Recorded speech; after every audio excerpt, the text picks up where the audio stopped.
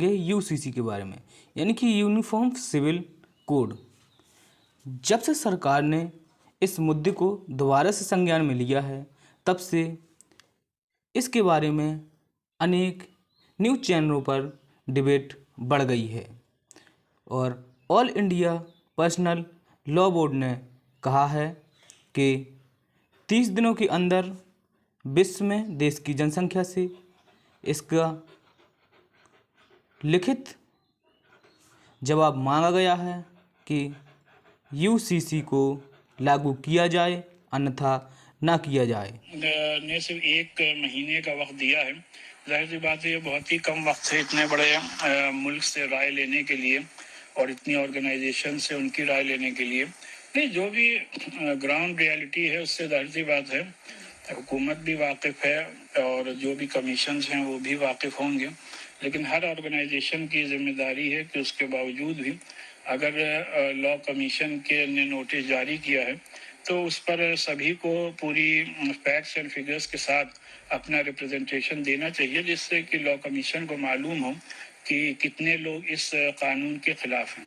मुस्लिम personal law board ने यह भी कहा है कि जो 30 दिन दिए गए हैं, इतने बड़े मामले को भारत में सही से एक्टिवेट करने के लिए यह पर्याप्त समय नहीं है।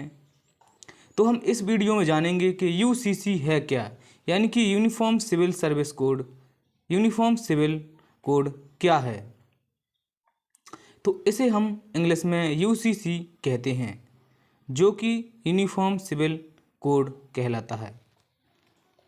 भारत में जो है वो 2 प्रकार की न्यायिक व्यवस्था है, एक है सिविल लॉ और एक होता है क्रिमिनल लॉ। तो जो भारत के संविधान में है, समान सिविल संहिता की बात कही गई है, लेकिन इसके बावजूद भी भारत में सभी धर्मों के अलग अलग अपने सिविल लॉ हैं, जो कि अलग अलग तरीके से कार्य करते हैं। जबकि भारत में जो क्रिमिनल लॉ है वो भारत में समान है। यानी कि इस बात को ऐसे समझिए, यदि आपने किसी की हत्या कर दी है तो आप चाहे किसी भी धर्म से रिलेटिव हों तो आपको उसी सज़ा को दिया जाएगा। यानी कि जो संविधान में लिखा गया है कि 302 के अंतर्गत किस प्रकार की सज़ा का प्रावधान है, यानी हत्या की सज़ा के अंतर्गत किस प्रकार का प्रावधान है, वो आपको दिया जाएगा, चाहे आप किसी भी धर्म से रिलेटिव हों। अब बात करेंगे सिविल सर्विस लॉ की, यानी कि सिविल लॉ की। सिविल लॉ में जैसे कि वह सब मामले आते हैं, जैसे शादी से रिलेटिव मामले, तलाक से रिलेटिव मामले और संपत्ति से रिलेटिव मामले। जैसे कि यह सिविल कोड तय करता है कि भारत में शादी की उम्र कितनी होगी और इसको तलाक किस प्रकार से कैसे दिया जाएगा, और संपत्ति के मामले में भी सिविल कोड कार्यरत है, जो कि हिंदू, सिख, जैनी और बौद्ध का समान है लगभग। यानी कि हिंदू मुस्लिम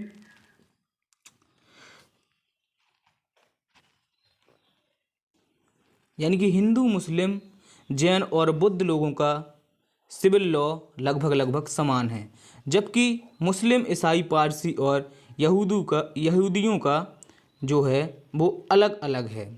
यानी कि हिंदू में ज़्यादा से ज़्यादा लोग एक शादी से ज़्यादा नहीं कर सकते हैं। यदि एक से ज़्यादा शादी करेंगे तो उनको पहले अपनी फर्स्ट बीवी को तलाक देना होगा। यदि आप लोग तलाक नहीं दे रहे हैं तो इसमें आपके ऊपर कानूनी कार्रवाई की जाएगी, जिसमें लगभग के 10 साल का सज़ा का प्रावधान है। जबकि ऐसा मुस्लिम बोर्ड, यानी कि मुस्लिम पर्सनल लॉ बोर्ड में नहीं है। जो कि इस्लाम धर्म से रिलेटिव है, वह लगभग अपनी 4 शादी कर सकता है और किसी भी, यानी कि अपनी पहली बीवी को बताए बिना भी। जबकि हिंदुओं में यह होता है कि जब किसी भी लड़की को शादी करनी होती है तो उसकी उम्र कम से कम 18 वर्ष होनी चाहिए, और मुस्लिमों में ऐसा नहीं है। यदि मुस्लिम लड़की की वर्ष 15 वर्ष है तब भी वह शादी के एलिजिबल हैं। और यदि आपने हिंदू होकर के फर्स्ट बीवी से तलाक ले लिया या उसे दे दिया तो आपको उस लड़की को गुजारा भत्ता भी देना पड़ेगा। और जबकि मुस्लिमों में कोई इसका गुजारा भत्ता का प्रावधान नहीं है। और हिंदू सिविल लॉ कहता है कि जो माता पिता की वसीयत होगी, यानी जो माता पिता का बंटवारा होगा, संपत्ति होगी, उसका लड़कियों को भी बराबर बराबर हक है। जबकि इस्लाम यह नहीं कहता है। इस्लाम कहता है कि यदि किसी माता पिता का एक बच्चा और एक बच्ची है, यदि एक बच्चा या दो बच्ची हैं तो आधा हक बच्चे का होगा और बच्चियों का हक दोनों का 25-25% होगा। तो आप लोग समझ गए होंगे कि हमारे देश में जो वो हैं लॉ हैं वो अलग अलग प्रकार से चलते हैं, यानी कि लगभग सभी धर्मों के अलग अलग लॉ हैं। इसी पर बात की है all India personal law board ने। इन्होंने भारत की 140 करोड़ जनसंख्या से 30 दिनों के अंदर जवाब मांगा है कि इसमें आप लोग जवाब दे सकते हैं, जिससे कि हम लोग कानूनी UCC uniform civil law code लेकर आ रहे हैं और संसद में इसका प्रस्ताव पारित हो जाता है। यदि यह कानून बन जाता है तो पूरे भारत में सभी धर्मों के लिए एक सिविल लॉ हो जाएगा और इनकी मान्यता सभी पूरे देश के लोगों को माननी पड़ेगी। तो यदि आप लोग हमारी वीडियो पर नए हैं तो वीडियो को लाइक करके चैनल को सब्सक्राइब जरूर कर लें, जिससे कि आपको हमारी वीडियो को नोटिफिकेशन सबसे पहले मिल सके, क्योंकि मैं आपको इस प्रकार की इंटरेस्टिंग जानकारी लेके आता रहता हूं। कमेंट बॉक्स में ज़रूर बताएं वीडियो कैसी लगी। यदि वीडियो पसंद आई हो तो चैनल को सब्सक्राइब करके बेल आइकन प्रेस जरूर कर लें।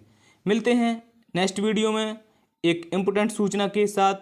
तब तक के लिए थैंक्स।